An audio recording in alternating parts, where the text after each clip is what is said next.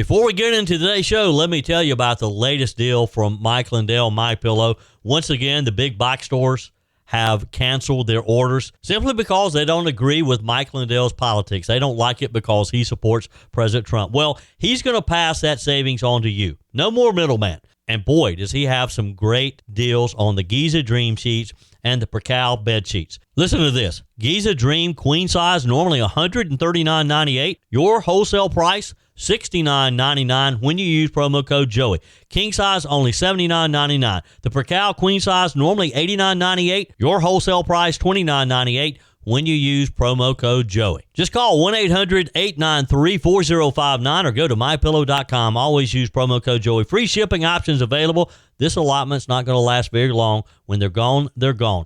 MyPillow.com, promo code Joey. Thanks for joining me in the PhD Weight Loss and Nutrition Studios. To lose weight for the last time, visit myphdweightloss.com. Welcome in. Appreciate you spending a few minutes of your day with me. The death toll in Texas has sadly risen to at least 91 people.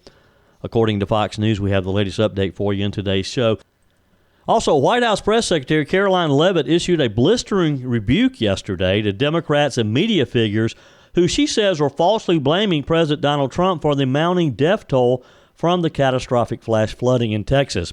We have those details as well. And finally, a prominent Houston pediatrician has been fired after making flood comments that have sparked outrage. Her comments, they got what they voted for. Trump derangement syndrome cost her her job. Axios reported yesterday that frustration among Democrat voters is reaching a fever pitch, with some constituents expressing a willingness to embrace civil unrest in response to what they see as their party's inability to counter President Donald Trump's sweeping agenda. Now imagine that. Democrats storming the Capitol? I guess it would be okay for them to do it.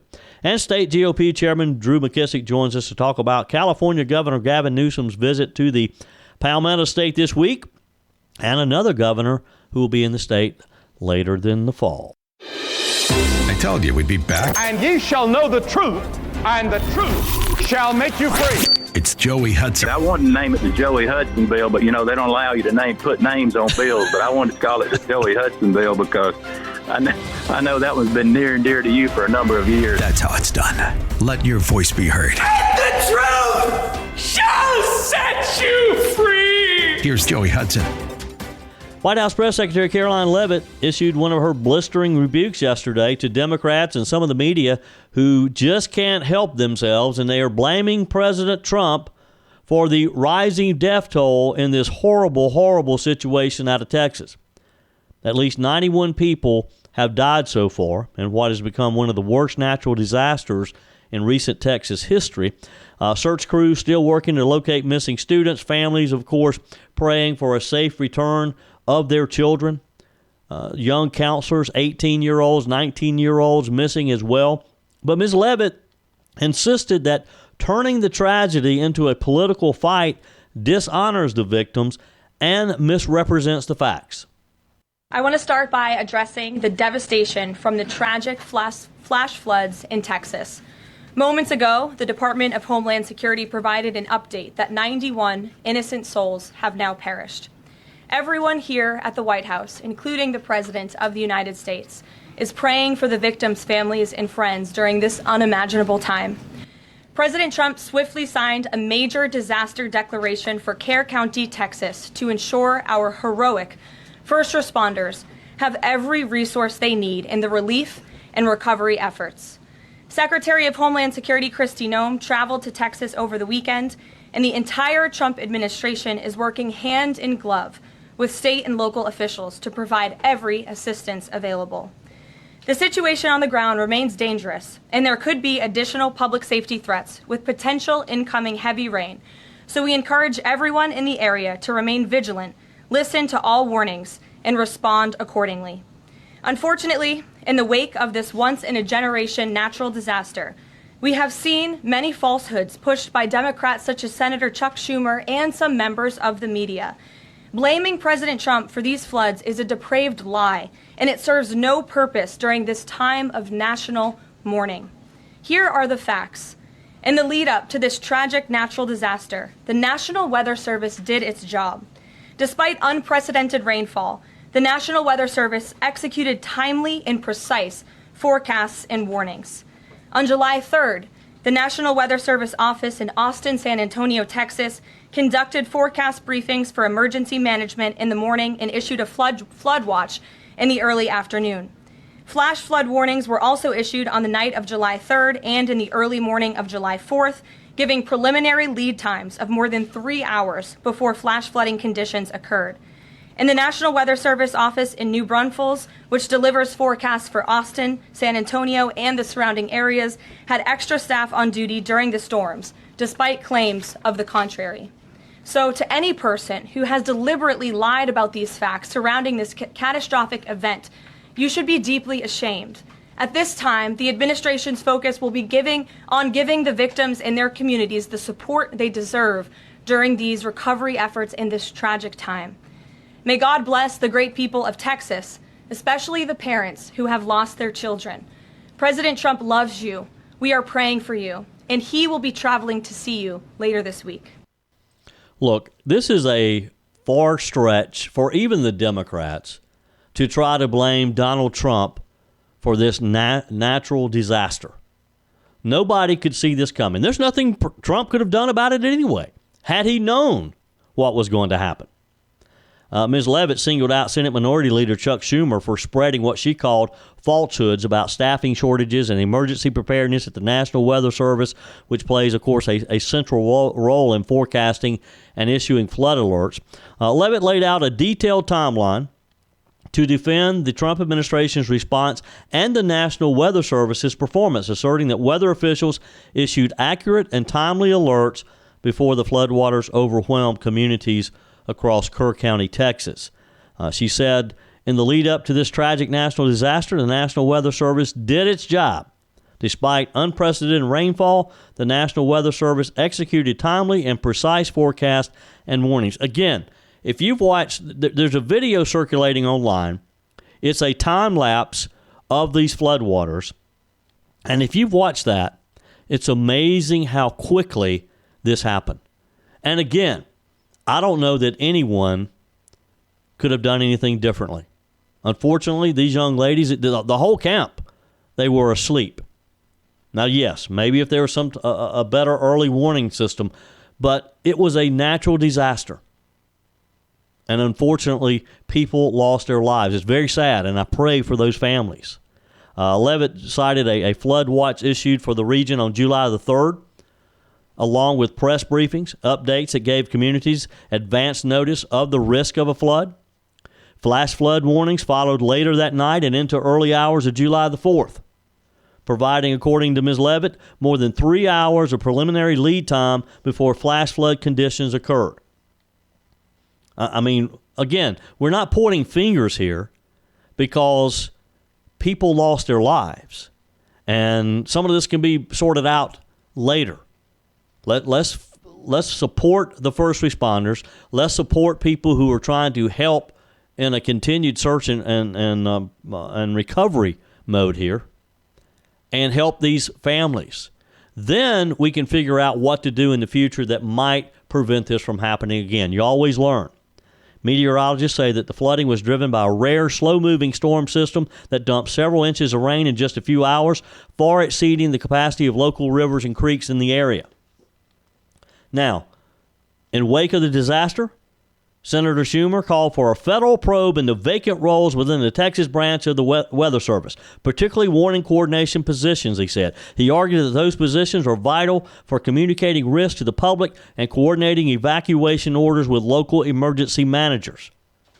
While Schumer has not directly called Trump's name for causing the flood, some Democrats have questioned whether underfunding or failure to fill critical National Weather Service roles contributed to a slower or less effective response. Again, it appears that the National Weather Service issued the warnings like they normally would. Nobody knew it was going to happen this quickly. Those campers and the adults who were there, the man who had been the director of this camp for many years, cited as a hero trying to save people, they went to bed that night, not realizing what was about to hit. at 4 a.m. or so. Ms. Leavitt, of course, dismissed the concerns, as you heard, calling it what it is, politics. Chuck Schumer trying to take this national disaster, this very sad situation out of Texas to try to turn it on Donald Trump. And this is just a response from Schumer on a topic I'm going to talk about a little later in today's show, where a number of national political or Democrat political operatives are saying that they're hearing from within their party that people are so restless by seeing the big, beautiful bill pass and some of the other accomplishments of the Trump administration that they're potentially ready to go to civil unrest. In other words, more protest that could lead to violence. That's how the Democrats operate. Now, they'll potentially storm the Capitol, and it'll be okay for them to do it. It'll be okay for Democrats because in their mind, it'll just be peaceful protest trying to save the world, save the country from Donald Trump. While these families are mourning the loss of their loved ones. The death toll from the flooding has risen daily. Kerr County officials confirming widespread devastation at sites including Camp Mystique, this popular Christian summer retreat. And it's just sad to see some of the reports. You see some of the images of these young ladies in their white dresses, full of life, smiles, group photos, ready for the summer, and it ends so tragically. And again, we have to take the politics out of this. Shame on the Democrats for pointing fingers when we need to be praying for these families. Joey Hudson here. America is facing a health crisis, and the answer isn't more meds. I lost over 30 pounds on the PhD weight loss plan without Ozempic or any weight loss shots. Don't settle for a lifetime of medication. GLP-1 injections like Ozempic help some people lose weight, but they come with side effects, high cost, and most gain it back when they stop. At PhD Weight Loss, we reveal Big Pharma's big secret. Your body already makes GLP-1, the appetite-fighting hormone. Our program helps your body make it naturally so you'll drop the pounds faster. With the PhD method, no side effects, no long-term risk, no rebound weight gain, just natural, lasting results, all without hunger or cravings. Right now, get a free body scan and personalized metabolic assessment. Discover your body's true potential without a shot. It's free and gives you the keys to your personalized plan. Do like I did and don't trade your health for a quick fix. Call now at 864-644-1900. That's 864-644-1900 or visit myphdweightloss.com, myphdweightloss.com. One more story out of Texas. I know we've talked a lot about the story of the flooding and these young children and some adults, counselors losing their life. And it's a huge national story, of course. But it's also shown us just how divisive our political climate is.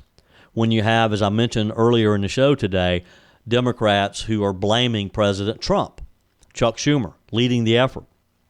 Well, there's a story out of Houston of a prominent pediatrician who has been fired after a now viral Facebook post appeared to mock victims of the catastrophic Texas floods, including dozens of children based on their political beliefs.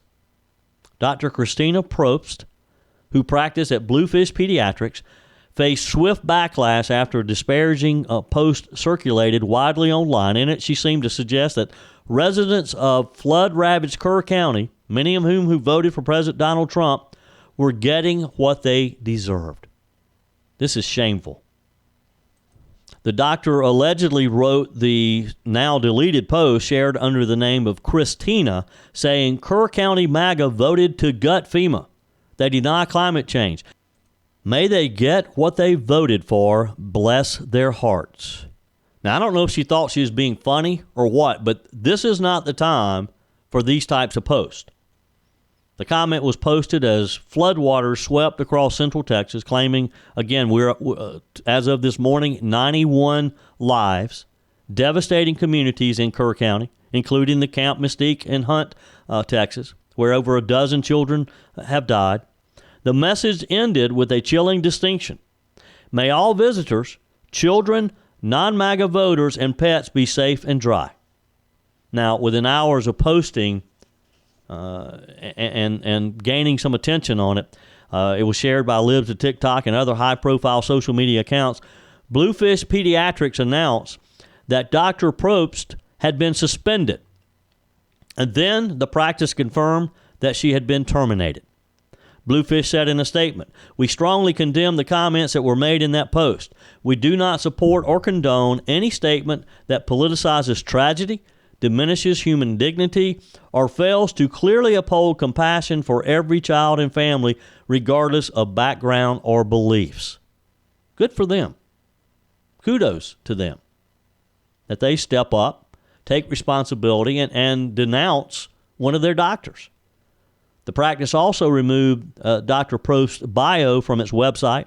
Her profile was deleted from the Memorial Hermann Health System's affiliated directory, though she was not directly employed by the hospital system. It also issued a statement disavowing the post. In the hospital post, it said, "We have zero tolerance for such rhetoric which does not reflect the mission, vision, or values of our system." As you can imagine, the post ignited outrage across the political spectrum, with many slamming the doctor for using a natural disaster, which again has claimed a number of lives, including, sadly, children, to make a political point. One user posted on X, "Please tell us this person is not allowed anywhere near patients in Texas." Another added, tagging the Bluefish Pediatrics, "The ethics, humanity, and empathy illustrated here is unfathomable." Even the Texas Medical Board weighed in. While the board has not launched a formal investigation, its president, Dr. Sharif Zafan, posted, "There is no place for politicization. The entire focus needs to be on looking for survivors. Any complaints we may receive will be thoroughly investigated." As of yesterday, Dr. Probst appeared to have changed her Facebook username and profile image. Her original post, however, had already been captured in screenshots and widely shared, fueling continued criticism. And this is just another lesson. When you post something, I don't care how quickly you delete it, it's probably going to show up. Once you post it, you got to consider it's there forever. Somebody's going to grab it. There's software that can go back in time. This doctor let her political beliefs outweigh her common sense. And I'm sorry she's lost her job, but she deserved it, didn't she? The backlash came, of course, as communities across Central Texas, especially in Kerr County, continued to respond to these historic floods. Again, 91 people so far. One survivor recalled writing names on the arms of campers in case they were swept away. Parents from across the state have descended on the area, some still awaiting word on whether their children were among the victims. That had to be a horrible, horrible situation. And to have a pediatrician post something like she did, again, she deserves to lose her job. President Trump is expected to visit Texas later this week, probably on Friday.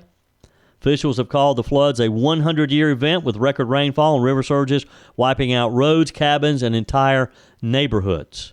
It's just like we saw here in the Carolinas with Hurricane Helene last year. Again, there's no place for politics in a natural disaster like this. You have debates over climate policy, disaster response, federal aid. These are long-standing fixtures in American politics. Many say Dr. Post crossed a line by invoking the victim's political leanings, especially when so many of the dead were children. The doctor's defenders have been few, and her silence in the aftermath has only fueled speculation and anger, of course. As of today or last night, she's not issued any public statement or apology. Meanwhile, Bluefish Pediatrics has sought to distance itself from the controversy, reaffirming its commitment to compassionate care and insisting that the comments do not reflect the values of the organization. And again, good for them. More chaos in Los Angeles. A federal immigration enforcement operation in the heart of Los Angeles triggered heated confrontations yesterday as agents with U.S. Border Patrol, Homeland Security investigations, backed by National Guard troops, conducted a raid in the heavily immigrant Westlake neighborhood near MacArthur Park. Now, the targeted operation, which is part of President Trump's aggressive immigration enforcement agenda, and with the passage of the big, beautiful bill More funding is going to go to operations like this. It's focused on an area known for a large Hispanic population and influence from the MS-13 gang. It's a bad side of Los Angeles. Social media lit up yesterday with images of federal agents on horseback moving through the park, staging near residential blocks, drawing crowds of protesters, and a high-profile political showdown. These people would rather resist these law enforcement officers and try to protect people here illegally simply because President Trump has made it a mainstay of his second administration to continue his efforts to secure our border and to deport people who are here illegally. They don't want to admit it, though. They want to push back because it's Trump's agents. Even the mayor, Karen Bass, a longtime critic of federal immigration crackdowns, she appeared on site demanding that the raid be halted.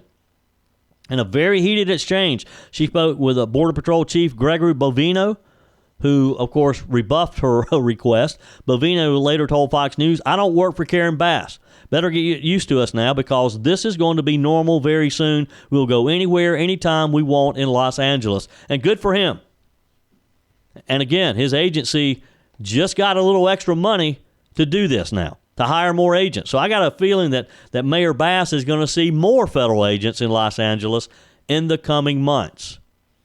At the scene, the mayor called the action unacceptable, denounced what she described as a dangerous escalation by federal authorities. Well, look, Mayor, you need to have your police officers out there helping. If you don't want to see an escalation, get your officers out there helping and put a stop to this. End it right now. Protesters quickly filled the streets around MacArthur Park, we're told. Some video released from body cam shows protesters doing what they do, resisting federal officers. Some confronted agents directly, while others threw objects and run and hid. They slashed a tire on a federal vehicle. Authorities confirmed minor property damage, but fortunately no injuries yesterday. Photos showed federal agents clearly identified as police, U.S. Border Patrol, and HSI, had it on their uniforms. They were in full riot gear near park benches, picnic areas where families had gathered just hours earlier, but it's got to be done. One agent said on background, not wanting his name to be released, "We're here to do a job and we'll continue. This isn't political. This is about law enforcement." And that's the attitude they have because that's the truth. It is about law enforcement. It's about protecting American citizens, even citizens of Los Angeles who don't agree with it. The optics of this sort of military-style immigration enforcement in a major U.S. city, of course, has triggered sharp criticism from California officials.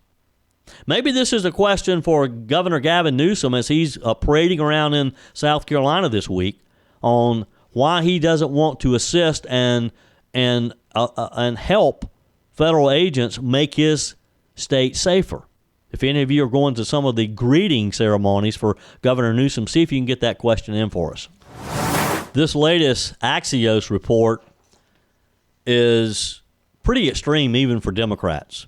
I mean, let's go back a few years at the outrage that the Democrats had about January 6th. And again, let me preface this by saying some things got out of hand on January the 6th. Most people, though, were just innocently going to the Capitol. The doors were open. They walked in. Those who damaged property, those who did, in fact, attack officers, Capitol Police, they should have been punished. But there were more innocent people there just showing their freedom of protest, freedom of speech, than the bad guys. But the Democrats would have you believe that everybody who walked up those steps that day, everybody who's basically in the mall, were guilty of treason and that they should be in jail. Fast forward to now. President Trump back in the Oval Office. He's making headway on the promises that he made during the campaign last year. The big, beautiful bill just passed. Democrats are about to lose their mind. And according to Axios, the frustration among Democrat voters is reaching what they called a fever pitch, with some constituents expressing a willingness to embrace civil unrest in response to what they see as their party's inability to counter President Donald Trump's sweeping agenda. So in other words, we sat back over the last 4 years and watched Joe Biden damage our country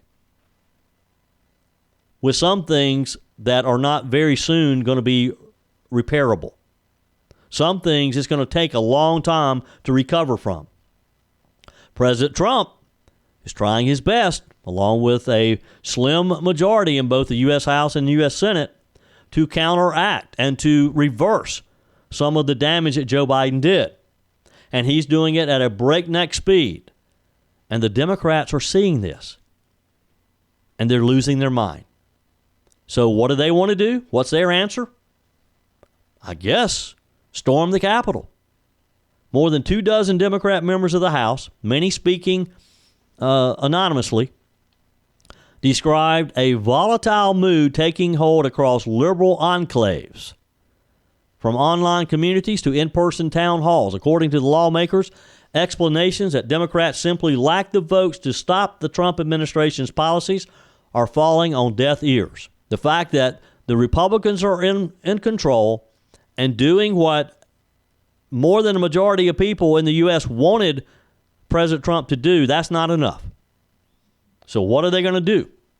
Representative Brad Snyder, a Democrat from Illinois, one of the few members who was willing to openly talk about it to Fox News, said, we've got people who are desperately wanting us to do something. No matter what we say, they want more.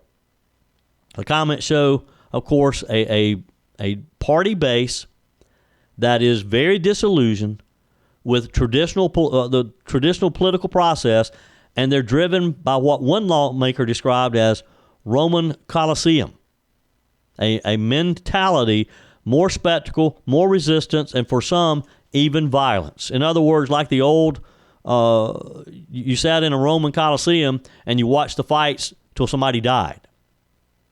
One lawmaker told Axios that their constituents have begun to embrace the notion that civility isn't working and that Democrats should be ready for confrontation, even physical confrontation.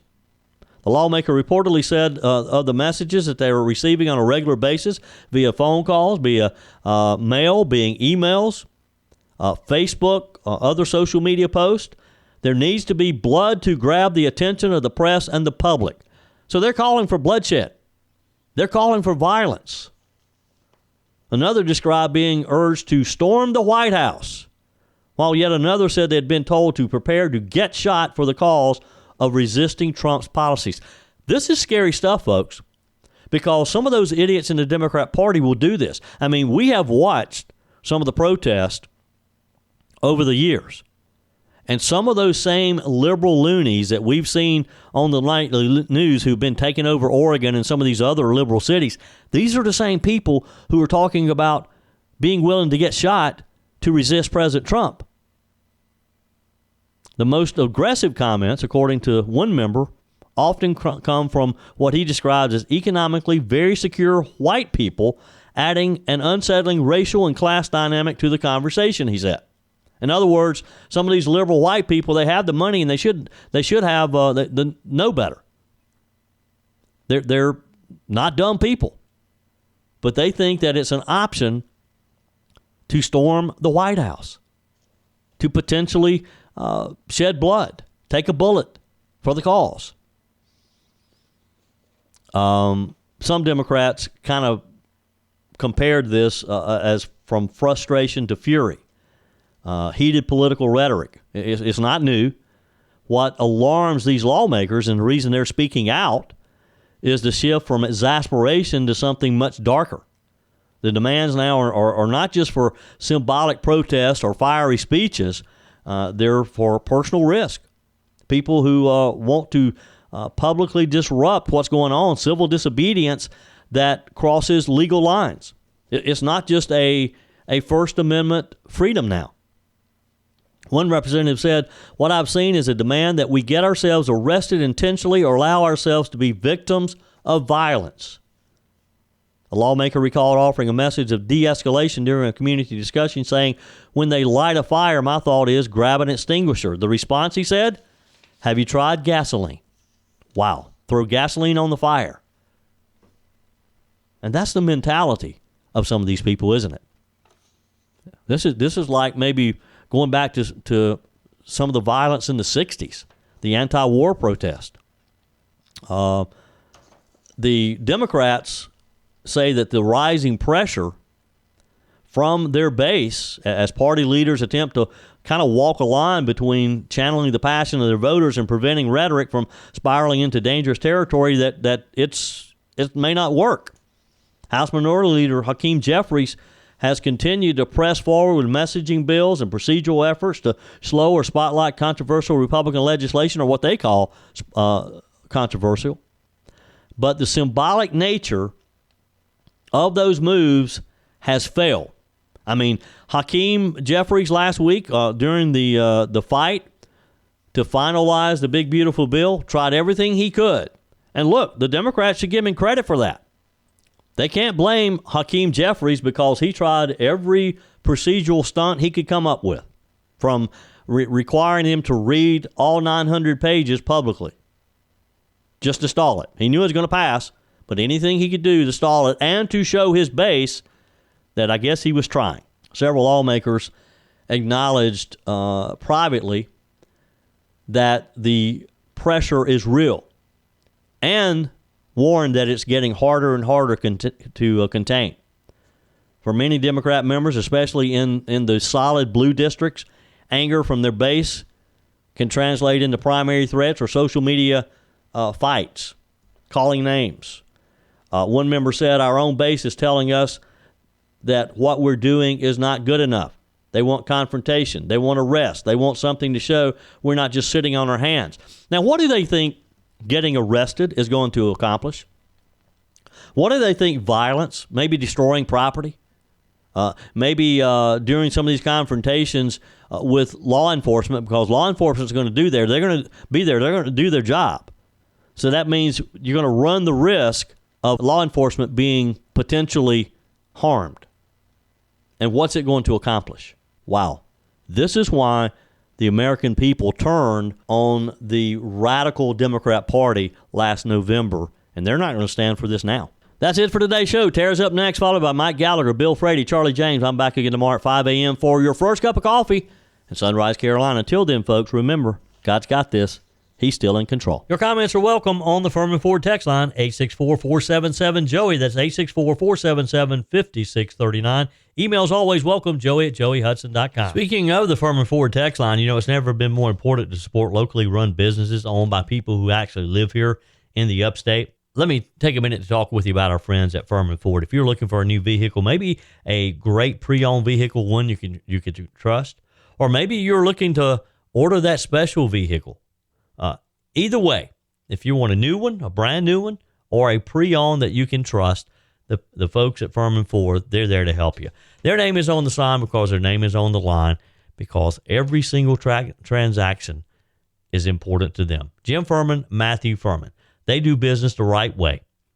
When you stop by, when you give them a call, or maybe when you just send them a quick email, you're always going to have access to a member of the Furman Ford family. And by the way, they also offer great service, and you're not going to have to wait weeks and weeks to get it done. And you do not have had to purchase your vehicle at Furman Ford. Doesn't even have to be a Ford. They service all makes and models. Visit my friends at Furman Ford online at furmanford.com, furmanford.com. Joining us on our guest line, Chairman of the South Carolina Republican Party, Drew McKissick. All right, Mr. McKissick, where do you want to start today? We had President Trump signing the one big beautiful bill on Friday. Congress delivered by the 4th of July, as the president had asked. We have a very special guest coming for a visit. Evidently, the South Carolina Democrat Party believes we need to hear some of California Governor Gavin Newsom's special tidbits of knowledge. And we have another governor coming for a visit, too. I'll let you give the details on that one. So what do you say we start with Mr. Newsom? Have you read the Democrat Party's letter on why he's coming? Let me read one sentence for you. The South Carolina Democrat Party is hitting the road in South Carolina. Next week, the party kicks off a multi-county on-the-road series with California Governor Gavin Newsom to connect directly with communities that have too often been overlooked by Republicans in power. Shame on you for overlooking South Carolinians. Well, nothing says success like California, right? I mean, just look out in California. Number one, all the people that are leaving California and have been for years now because of the direction that state's been taking. California is the number one state in the country, according to U-Haul, for the most one-way trips out of state. Wow. And by the way, South Carolina is the number one state in the country, according to U-Haul, for the most one-way trips into state. There's a reason for all of this, and it's the policies, obviously, that is represented not just by the Democratic Party, but I'd say more particularly Gavin Newsom and his stripe.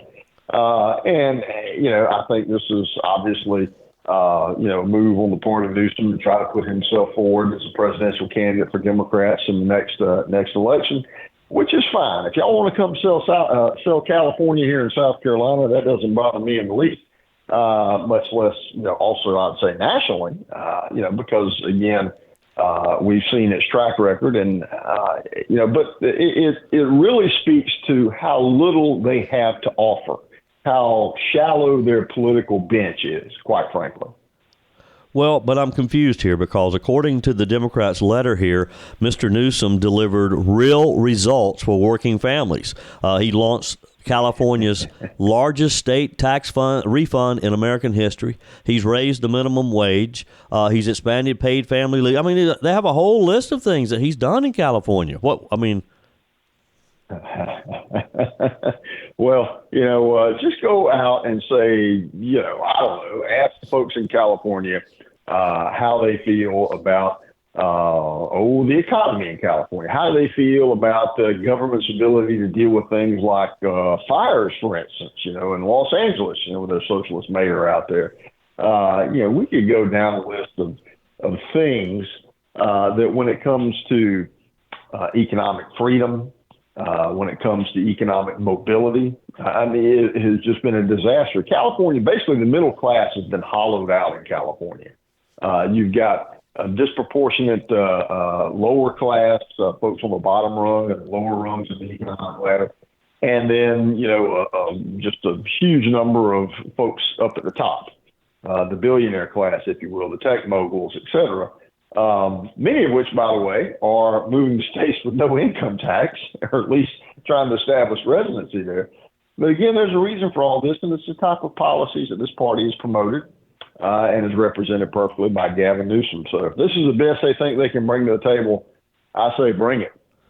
Well, now, you said something a minute ago with me today, Drew McKissick, chairman of the South Carolina Republican Party. You talked about how South Carolina is the number one state for incoming. You don't think he's planning to move here, do you? Oh, Lord, I hope not. I mean, he's still got, I think, another year and a half on his term of governor of California. I dare say he would be maybe less than satisfied living in a conservative state like South Carolina. So I'm not worried about him coming here, but I expect he'll spend some time here, though, trying to sell his presidential ambition. Yep. Well, I hear there's going to be some greeting parties scattered throughout the state, so it'll be interesting to watch. Of course, the big news, the big, beautiful bill signed on Friday as President Trump had asked by July the 4th. There were some times last week I wasn't sure they were going to make the deadline. What about you? Well, yeah. I mean, anytime you're putting anything together that is this big, you've got, problems you have to overcome. And you've got a lot of different hands in the pot, a lot of different people that need to be satisfied. And the bigger it gets, the more things sometimes, as you know, that get attached to legislation that is what is termed must-pass legislation. It inevitably becomes a Christmas tree that everybody tries to put their present under. The big thing about, and don't get me wrong, there are definitely things in that bill that, are less than palatable, to put it charitably. And even the president admits that there's stuff in there we wish wasn't in there. But the main thing is the stuff that is in there. And that is, one, extending the tax cut. So we avoided having the biggest tax increase in American history. That's one, and that's helpful for one, keeping Republican and President Trump's campaign promises, but also helping continue to develop the economy. Two, you have the biggest and best border security bill in the history of the country is in that bill. The best energy development and security bill in the history of our country is in that bill. Yep. All these things are things that President Trump campaigned on. And those are the things that he needs to be seen by voters. Republicans need to be seen by voters as delivering on as we go into the next the midterm election.